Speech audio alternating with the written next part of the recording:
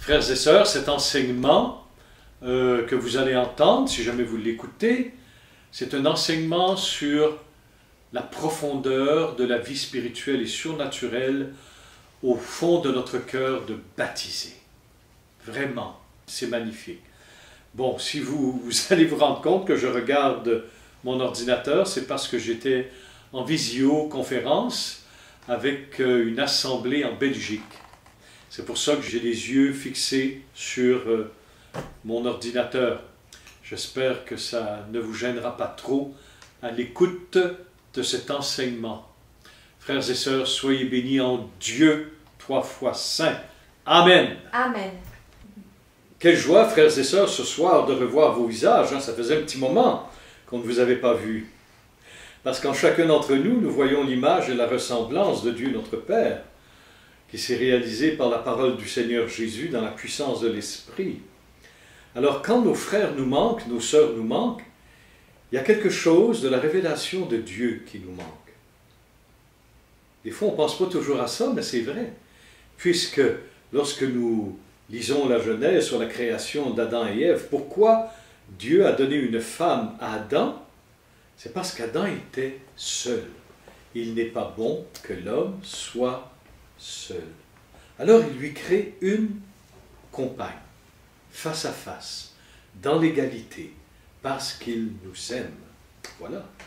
Et lorsque Dieu dit « il n'est pas bon que l'homme soit seul », cela ne correspond pas uniquement au mariage. Moi, je suis avec des frères, je suis avec des sœurs, alléluia, et on se rend compte que l'homme est fait, que la femme a été réalisée par la Trinité Sainte pour être des êtres de communion et de présence. Et si vous remarquez, dans toute la Bible, ce qui est remarquable, c'est que Dieu nous crée face à face avec lui. On est des êtres de face. Lorsque Jésus nous révèle le mystère de la Trinité, en commençant par le prologue de l'Évangile selon saint Jean, nous voyons cette parole qui est tendue vers Dieu, qui est tournée vers Dieu. Et pour être tourné vers Dieu, c'est uniquement l'œuvre du visage. Depuis toute éternité, le Père, de son visage, contemple le Fils en son visage, et le Fils qui est tourné vers le Père, contemple le visage du Père. Et le visage du Saint-Esprit, c'est la communion du regard d'amour, d'extase, de beauté, de gloire que le Père a pour le Fils et le Fils pour le Père. Et tout cet échange d'amour que Dieu est, se vit depuis toute éternité. Alors notre frère Jacques nous le disait tout à l'heure, nous sommes plongés au cœur de la Trinité Sainte. Et ça, c'est absolument un mystère magnifique à contempler. Et voilà quelque temps que je médite cela dans mon cœur pour pouvoir un jour vous l'enseigner d'une façon plus profonde. C'est que la parole de Dieu dans la première épître aux Corinthiens, par exemple, au chapitre 2, nous enseigne que le Saint-Esprit sonde les profondeurs de Dieu. Et cela est depuis toute éternité. Ils sonde les profondeurs de la Trinité Sainte. Ils sonde les profondeurs de l'amour du Père pour le Fils et du Fils pour le Père. En réalité, lorsque nous parlons de ce qu'est l'Esprit Saint, il est lui-même cet amour extatique entre le Père et le Fils et le Père. Il est l'étreinte du Père et du Fils. Voilà pourquoi saint Paul nous dit de l'Épître aux Romains, au chapitre 5, que l'amour de Dieu a été déversé dans nos cœurs par le Saint-Esprit qui nous fut donné.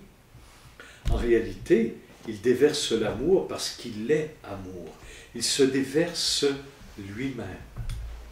Et si on allait plus loin dans la contemplation de qui est notre Dieu, parce que c'est un Dieu qui est communion, triple personne au cœur d'une même nature divine, notre Dieu est communion depuis toute éternité, nous nous rendons compte que le Saint-Esprit, en nous étant donné, est avec le Père et le Fils. Mais ce qui est encore plus merveilleux, frères et sœurs, c'est que le baptisé par la grâce de Dieu, sauvé en Jésus-Christ, salut accueilli par la foi et la proclamation en son nom, en Église, toujours en Église, jamais tout seul, toujours en Église.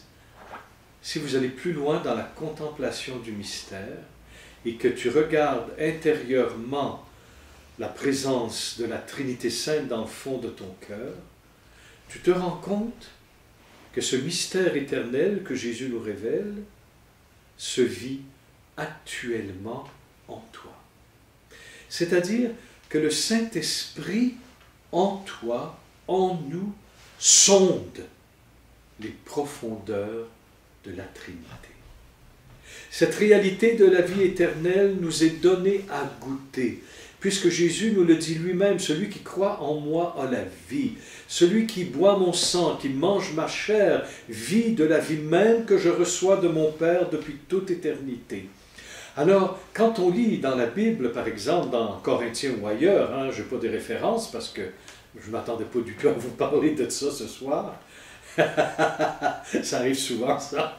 C'est que lorsque nous entrons dans une vie de prière profonde, alimentée, creusée par la grâce des sacrements de Dieu, frères et sœurs, nous sondons en nous-mêmes le mystère éternel de la Trinité Sainte. C'est absolument démesuré comme amour de Dieu. C'est qu'en moi, je vis l'éternité de Dieu en Dieu qui est en moi. C'est un mystère d'unité, un mystère de communion qui fait que le Saint-Esprit en moi sonde les profondeurs de Dieu. Si tu veux, je suis dans la vie d'oraison, dans la vie de prière, comme la magnifique louange que nous avons fait ensemble tout à l'heure, animée et conduite par notre frère Damien, et félicitations pour la technique, franchement, génial. Puis, c'est en réalité d'admirer. Je suis la maison de Dieu, je suis le temple de la Trinité, et notre Dieu Trinité vit en moi-même ce qu'il vit depuis toute éternité. Tu comprends? Je répète encore, c'est important. Qu'en toi, le Saint-Esprit sonde les profondeurs de Dieu. Ça, la vie du baptisé, mon ami, quand on la prend au sérieux, qu'on la vive véritablement, nous nous rendons compte que cette vie intime avec notre Dieu dépasse tout ce que nous pourrions imaginer. Ça dépasse tout ce qu'on peut imaginer. Et pourtant, parfois, Dieu nous donne de vivre cette réalité, de l'expérimenter plus ou moins profondément, plus ou moins longtemps, parce que c'est tellement puissant que nous devons attendre la résurrection finale pour vivre ce mystère de communion entre la Trinité et chacun d'entre nous, et vivre le mystère de la Trinité dans la communion du grand corps du Christ. Parce que ce qui est plus merveilleux, mon frère, ma sœur, et peut-être que le confinement nous permet de nous recueillir peut-être plus souvent à l'occasion, je ne sais pas, ça dépend de vos vies. Ce qui est merveilleux, c'est que le Saint-Esprit qui sonde des profondeurs de la Trinité en moi, si notre regard était vraiment pur, bienheureux les cœurs purs, car ils verront Dieu, en regardant nos frères et nos sœurs, nous verrions le Saint-Esprit qui sonde les profondeurs de Dieu, et nous participerions à cette extase, à cette contemplation du mystère du Seigneur qui en nous sonde. En nous. Ah, je crois que je vous avais enseigné une fois dans la première lettre de Jean, le témoignage que le Père rend à son Fils, et je vous avais enseigné que dans cette vie de grâce, dans cette vie prière, le Père en moi témoignait du Fils, en moi. Et le Fils en moi me révélait le Père par la puissance du Saint-Esprit, et le Saint-Esprit en moi sonde les profondeurs de Dieu. Fait que tu peux t'imaginer, parfois on regarde l'être humain avec les événements actuels et nous pourrions dire, ben, c'est une cause perdue que cet espoir. Mais Dieu, lui, le regard qu'il a sur moi, c'est un regard de plénitude. Parce que je vous citerai des textes bibliques, frères et sœurs, et la victoire est à Dieu. Le mot final, c'est l'alpha et l'oméga. C'est Jésus-Christ qui a vaincu la mort, frères et sœurs. Et ça, c'est magnifique. Fait que Dieu patiente. Comme j'ai déjà enseigné aussi sur Rabbi Enseigne-moi, Dieu patiente parce qu'il ne veut qu'aucun se perde, parce que nous sommes d'un tel prix à ses yeux. Tu es précieux à mes yeux et je t'aime, dit le Seigneur. Et ça, il le dit à tout un chacun, même au plus grand pécheur qui vit sur la terre. Dieu lui dit, mais je t'aime, et tant que tu es sur cette terre, je te donne l'occasion d'accueillir le salut en mon Fils, parce que je ne suis que miséricorde, amour, offert, sans cesse, offert. Alors, lorsque je contemple ce mystère de Dieu en moi, en toi, en chacun d'entre nous, frères et sœurs, nous pourrions nous émerveiller. Ben, nous nous émerveillons, pardon, mais on ne prend pas conscience de ce qu'on lit. Que nous sommes le temple de la Trinité, que Dieu nous habite véritablement par grâce, comme en un temple. Et la vie qu'il vit depuis toute éternité, il la vit en nous-mêmes, maintenant où je m'adresse à toi. Tu vois comment est grand l'être humain. Voilà pourquoi que les lois impies actuelles, l'avortement, je condamne personne, mais tous ces graves lois impies qui ne respectent ni Dieu ni l'homme, c'est grave. Parce que lorsque nous contemplons la connaissance révélée dans les Saintes Écritures, explicitée par notre Sainte Église, frères et sœurs, nous nous rendons compte que l'être humain, il n'a pas de prix. Il n'a pas de prix. Il y a même un psaume qui le dit, hein, qu'est-ce que je pourrais donner pour ma vie? Même la vie d'un homme ne vaut pas la vie d'un homme. Parce que le prix de l'être humain, nous le savons, c'est Dieu. Et c'est pour ça qu'il s'est fait homme. C'est pour ça qu'il s'est fait homme. Et ça, c'est des grands mystères. Mais le mystère, frères et sœurs, ce n'est pas un mur infranchissable. Le mystère, c'est la profondeur, la longueur, la largeur, la hauteur de l'amour de Dieu révélé en Jésus-Christ. Mais c'est un mystère insondable, en ce sens qu'il n'a pas de fond. Et nous passerons notre éternité par et avec le Saint-Esprit à sonder les profondeurs de Dieu. Mais cela se réalise maintenant en nous. En nous. Et n'allons pas compliquer les choses. Il ne s'agit pas d'être moine, d'être prêtre, d'être marié, pas marié, d'être ermite, d'être pas ermite. Il suffit d'une chose, c'est d'être baptisé. C'est le baptême qui fait de nous le temple du Seigneur, et c'est par ce baptême que Dieu nous appelle à être unis à lui, comme un fils et une fille adoptifs bien-aimés. Comme frères et sœurs de Jésus-Christ, parce que Jésus est le premier-né d'une multitude, et de vivre en communion avec le Saint-Esprit, qui lui nous habite et nous révèle et le Père et le Fils, et se révèle lui-même comme étant du Père et du Fils, et cela depuis toute éternité. Et je ne sais pas comment expliquer cette réalité, mais nous disons, le Saint-Esprit sonde les profondeurs de Dieu, comme nous dit la parole dans la première lettre aux Corinthiens. Mais en réalité, le Saint-Esprit étant l'étreinte amoureuse et du Père et du Fils et du Fils et du Père, le Saint-Esprit étant le pur baiser d'amour depuis toute éternité entre le Père et le Fils et le Père. Le Saint-Esprit, c'est lui-même le face-à-face de l'un et l'autre, et cela depuis toute éternité. En réalité, frères et sœurs, le Saint-Esprit est la profondeur de Dieu. Est la profondeur de Dieu. En réalité, le Saint-Esprit, quand on dit le Saint-Esprit sonde les profondeurs de Dieu, qu'est-ce que nous disons? Nous disons tout simplement qu'il se sonde lui-même, puisqu'il est la profondeur de la divinité. Il est cette profondeur de la communion entre le Père et le Fils.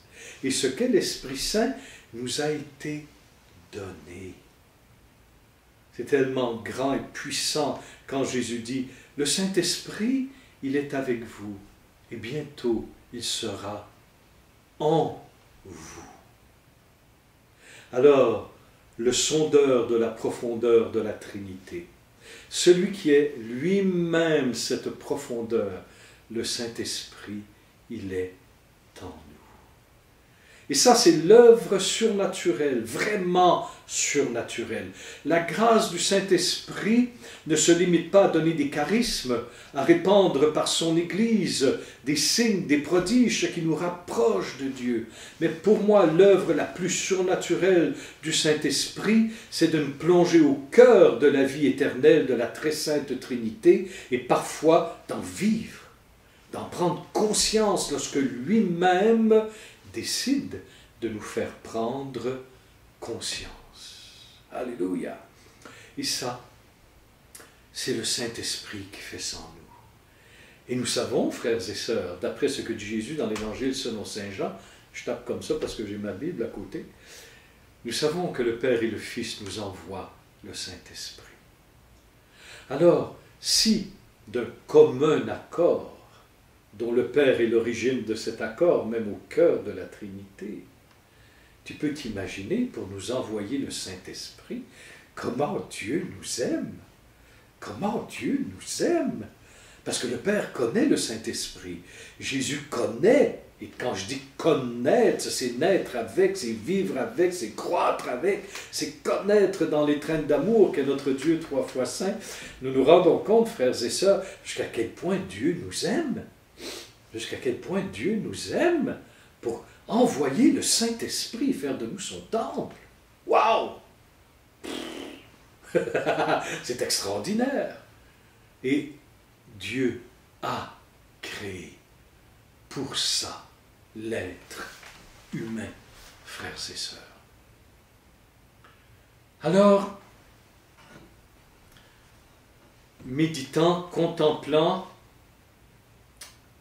ce mystère de la présence au cœur de l'être humain, du baptisé, du chrétien, c'est pour ça qu'il faut annoncer la bonne nouvelle du salut, pour que tout être humain ait en lui le salut en Jésus-Christ et reçoive cette eau sanctifiée qu'une parole accompagne, dit la Bible, c'est-à-dire d'être plongé, immergé dans la mort et dans la résurrection du Christ, au nom du Père et du Fils et du Saint-Esprit.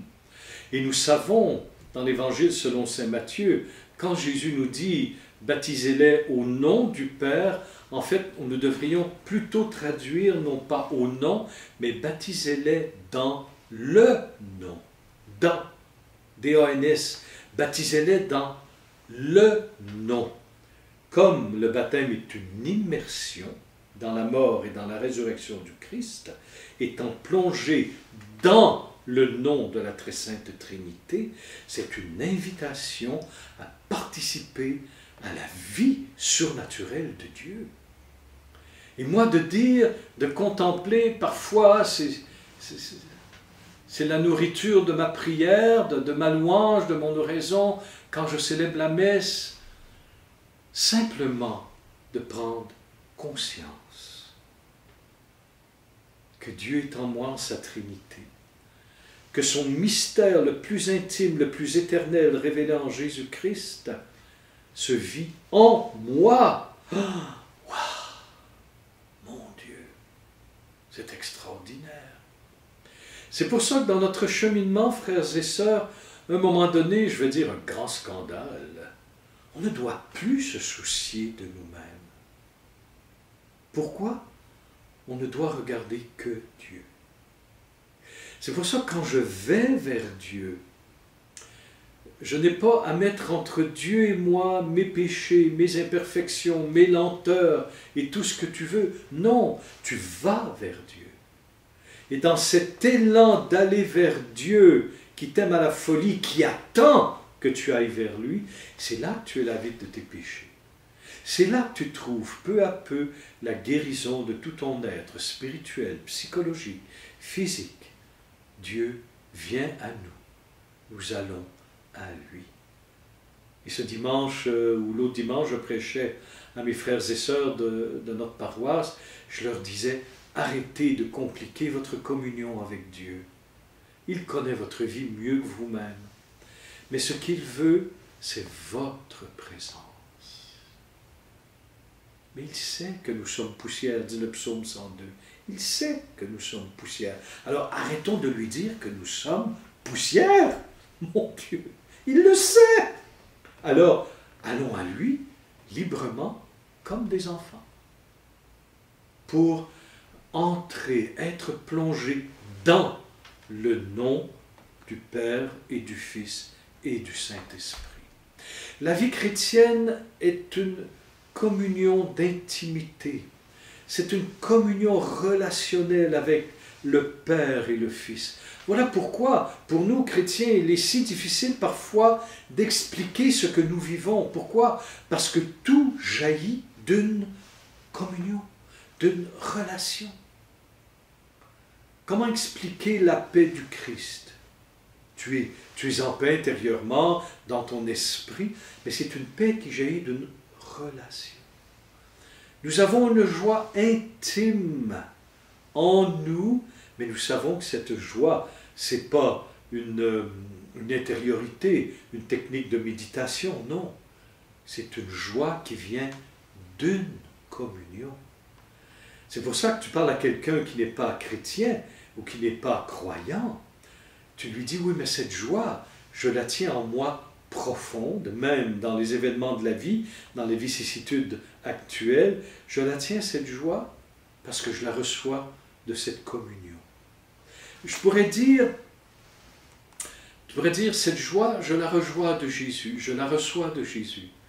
Mais Jésus, lui, te dirait, moi, je la reçois de toi et de moi et de toi. Cette communion avec Jésus, cette joie, cette paix, cet amour, cette intimité ne saurait venir à l'expérience en ton cœur profond sans que toi-même, tu ailles à lui. Et tu remarqueras, c'est un vieil enseignement, mais il m'avait tellement plu cet enseignement, j'avais fait des recherches. Et dans la Bible, Jésus dit souvent, venez à moi, vous tous qui peinez, venez.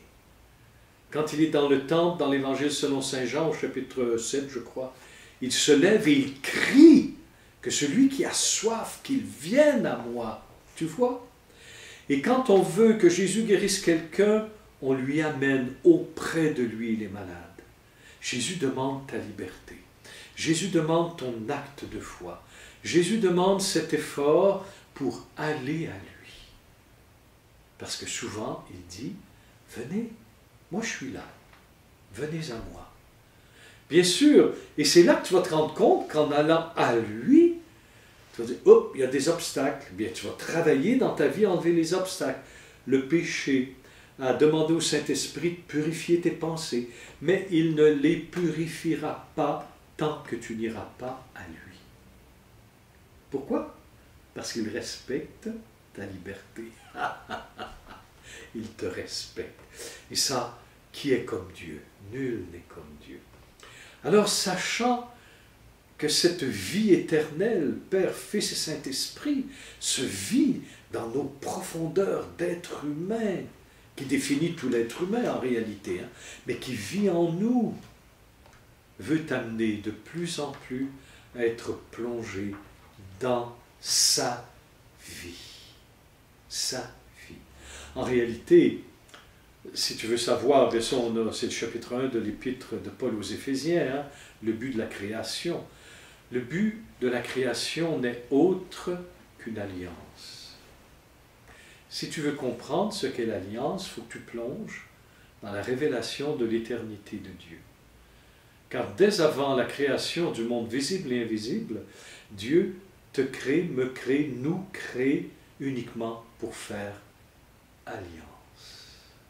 Alors même avant la création du monde visible et invisible, même avant la chute, même avant le salut, le plan du Père en Jésus-Christ dans le Saint-Esprit, c'est de faire alliance, de glisser à ton doigt un anneau de mariage, une alliance nuptiale avec toi. Voilà pourquoi Dieu nous crée. Dieu n'a d'autre but qu'en nous créant, n'a d'autre but que nous donner de partager sa vie. Sa vie. Et pas partager sa vie un petit peu, partager toute sa vie.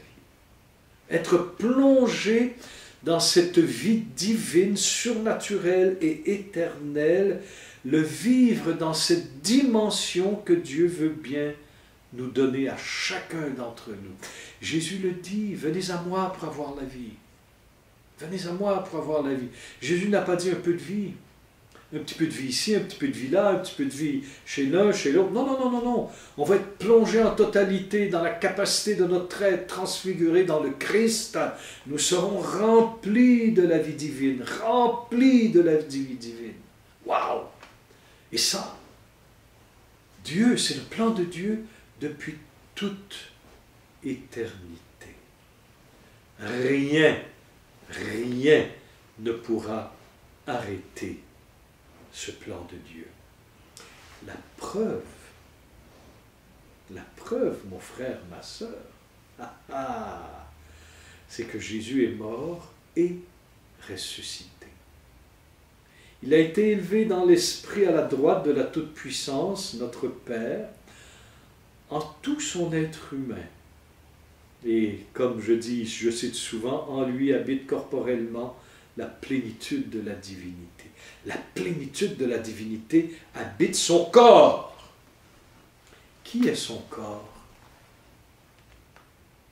C'est l'Église. Alors si la plénitude de la Trinité habite l'humanité première du Christ, ressuscitée, glorieuse, c'est pour que cette divinité, par l'humanité de Jésus, se répande dans tout le corps que nous sommes, par nous à toute l'humanité et à tout le cosmos. Tout est par lui, tout est en lui, tout est pour lui. Et une fois tout unifié dans la gloire du Christ, c'est là qu'à la fin du monde, Jésus nous offrira au Père. Il dira à son Père, voilà mon épouse. Et là, Dieu sera tout en tous. Que de merveilles, que de merveilles la vie chrétienne, que de merveilles la vie chrétienne. Aïe, aïe, aïe, que de merveilles, frères et sœurs. C'est émouvant, c'est émouvant.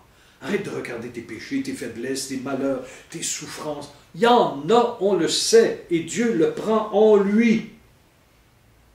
Mais à un moment donné, on dirait qu'il faut mettre une pause sur tout ce qui nous vient à la tête, nos revendications, nos souffrances, les gens que nous aimons, que nous souffrons. C'est une réalité, nous les vivons en Christ. Mais à un moment donné, il faut s'arrêter un petit peu et regarder ce mystère que nous sommes, dans le mystère de Dieu, et ce mystère de Dieu qui est au plus profond de notre mystère humain. Tout est mystère, c'est extraordinaire. Voilà pourquoi, frères et sœurs, nous ne sommes pas de ce monde. N'oublie pas, je ne sais pas ça fait combien de temps que je prêche, là, que je vous enseigne, mais n'oublie pas, mon frère, ma sœur, ce que tu es. N'oublie pas. N'oublie pas que ce Dieu 3 fois saint, qui est splendeur, qui est beauté, qui est magnificence, qui est toute puissance, qui est amour et lumière, t'habite. Et lui ne demande pas mieux. que de se manifester. Que de se manifester. Alléluia. Voilà pourquoi Jésus aimait aller chez les pécheurs, les pauvres, les prostituées, tout. C'est même un nom du Seigneur, ça, mes amis. Hein. C'est même un nom du Seigneur. Hein. Il mange avec les pauvres, les pécheurs et les publicains. Il était identifié. Identifié. Mais pourquoi Jésus se sentait bien avec eux? Parce qu'il reconnaissait tout simplement ce qu'ils étaient. Jésus n'était pas bien avec les pharisiens ou les scribes ou les juges ou tous ceux qui le condamnaient parce que eux, qui respectaient la loi, se sentaient parfaits. À ce moment-là, ils ne reçoivent pas de Dieu la sainteté. Ils ne reçoivent pas de Dieu la pureté. Ils ne reçoivent pas de Dieu, mais non, ils la reçoivent de leur fidélité à leurs œuvres. Voilà pourquoi que Saint Paul, à un moment donné, hurle tellement fort. Mais il dit, on ne peut pas être justifié par nos œuvres, sinon c'est de l'orgueil. Et on voit que Jésus, sans cesse, était confronté à l'orgueil de ceux qui disaient, nous, on pratique la loi. Eh bien, comme dit la parole de Dieu, la loi nous a été donnée par Moïse, mais la grâce et la vérité nous sont venues par Jésus-Christ. Heureux les cœurs purs, ils verront Dieu. Alléluia. Alors tu peux dire, mon frère, ma sœur, lorsque nous serons tout en Dieu, transfigurés, ce que tu contemples en toi, tu le contempleras chez l'autre. Et ça sera la gloire. Parce que contempler Dieu, c'est entrer et être transformé par sa gloire. Alors, l'autre, ton frère, ta sœur, sauvé par Jésus, moi je disais, si nos yeux étaient assez purs, on pourrait contempler le Saint-Esprit qui sonde les profondeurs de Dieu dans mon frère et dans ma sœur. Nous pourrions le contempler, participer, et la gloire de mon frère s'additionne à la mienne sans lui prendre aucune gloire. Voilà pourquoi le scandale des églises, hein? Ah, c'est tellement grave, parce qu'on empêche la gloire de se communiquer de l'un à l'autre. Alors tu vois, le ciel, ça sera une intercommunion de gloire. Voilà pourquoi ça n'aura pas de fin, ce sera éternel, parce que Dieu est sans commencement ni fin depuis toute éternité. Et ça se vit en nous. En nous. Et savais-tu que même si tu as péché, Dieu continue à vivre de son éternité en toi? Qu'est-ce que fait le péché à ce moment-là? C'est qu'il t'empêche, toi, de plonger dans les profondeurs. Il cache ta conscience, il paralyse ta conscience spirituelle et t'empêche de regarder en toi ce Dieu 3 fois saint qui par l'Esprit sonde ses profondeurs en toi. Voilà pourquoi le péché c'est si grave. Voilà pourquoi le péché c'est si grave. Il t'empêche justement de voir ce que tu vis, ce que tu es, un temple magnifique. Et Dieu ne veut pas habiter un temple fait de main d'homme. Pourquoi? Tu le sais. Parce que des temples faits de main d'homme, aussi somptueux, aussi brillants soient-ils, d'or, de pierres précieuses, ils ne rayonnent pas la gloire de Dieu. Le seul temple dans lequel a été fait par Dieu et où Dieu veut habiter, c'est l'homme. Parce que l'être humain n'est pas un temple bâti par l'homme. L'être humain est un temple érigé par Dieu et qu'il purifie par son Fils. Voilà pourquoi Dieu a tellement aimé le monde, parce que lui sait qui nous sommes et ce vers quoi nous tendons en Christ, frères et sœurs. Et l'éternité, pourquoi ça sera que louange et adoration, mon frère, ma sœur? Pourquoi? C'est parce que nous serons ce temple édifié par Dieu, des pierres vivantes, comme nous expliquent Pierre et Paul, et nous serons totalement transformés par la gloire de la Trinité sainte. Voilà pourquoi l'Apocalypse nous dit que dans la Jérusalem céleste, il n'y a pas de soleil, il n'y a pas de lune, parce que l'agneau est notre lumière. L'agneau, Dieu, avec le Père et l'Esprit, est notre lumière. Tu t'imagines? Ça veut dire que le temple que nous sommes, la Jérusalem céleste, c'est toi et moi, pense pas qu'il y a une ville qui va descendre du ciel. Cette terminologie veut dire tout simplement qu'elle s'origine en Dieu. C'est une œuvre de Dieu surnaturelle, et ça n'y a aucun être humain, ni aucun cœur céleste des puissances qui peut ajouter à ça. Seul Dieu en est l'origine de cette Jérusalem, et c'est la transformation de tout l'univers par l'humanité du Christ. Par l'humanité du Christ. Quand nous disons que l'homme Jésus est médiateur, il faut y aller jusqu'au bout. L'humanité va être ressuscitée par l'humanité. Le cosmos va être transfiguré par Jésus, homme, en qui habite l'éternelle divinité. Bon, je suis peut-être parti un petit peu haut, mais je vous partage ça, frères et sœurs. Pourquoi? Parce que vous êtes chrétiens. Et je sais que beaucoup d'entre vous, vous le vivez consciemment. Bon, je crois que c'est assez. Je vais prier un petit peu avec vous, si vous le voulez bien, vous recueillir.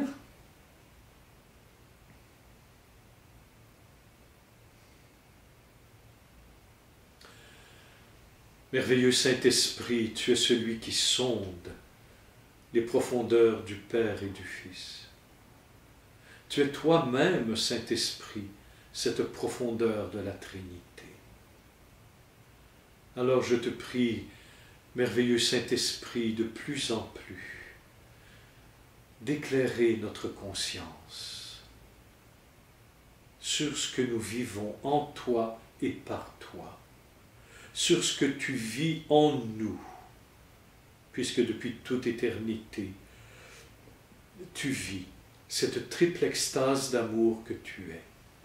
Et cela a été répandu en nos cœurs par le Saint-Esprit. Nous t'ouvrons grand notre cœur, Saint-Esprit. Viens agir en nous. Alors viens, Saint-Esprit.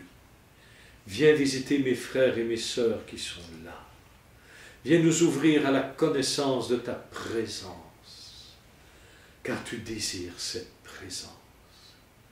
Oui, viens, mon Seigneur. Viens manifester ta gloire. Viens, Saint-Esprit. Alléluia. Damien, est-ce qu'on pourrait chanter le cantique à l'Esprit que tu as fait au début? On a un petit peu de temps? On peut? Oui. S'il te plaît, Damien. Demeurez dans le recueillement. Et toi-même, dans ce chant, Saint-Esprit, viens nous visiter. Viens nous visiter.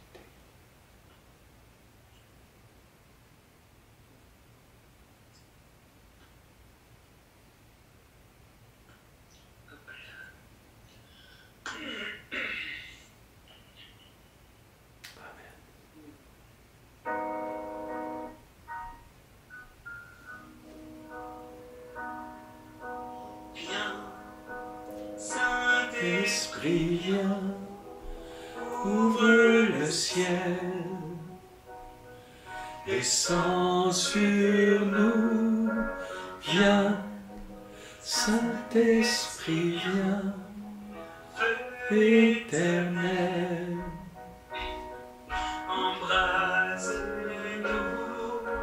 viens, Saint-Esprit, viens, touche ma terre,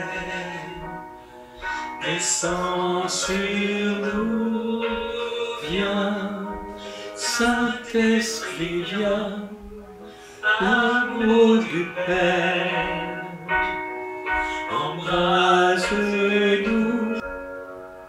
Alléluia. Oui, merveilleux Saint-Esprit, viens nous envahir, viens nous brûler, Saint-Esprit. Viens nous oindre de ta gloire, Saint-Esprit. toi qui es l'étreinte de feu du Père et du Fils, envahis-nous, Saint-Esprit. Nous ne craignons pas ta présence. Nous n'avons plus peur. Jésus nous a rachetés. Jésus nous a purifiés par son sang. Oui, viens, Saint-Esprit. Plonge-nous en toi, profondeur du Père et du Fils. Viens, Saint-Esprit.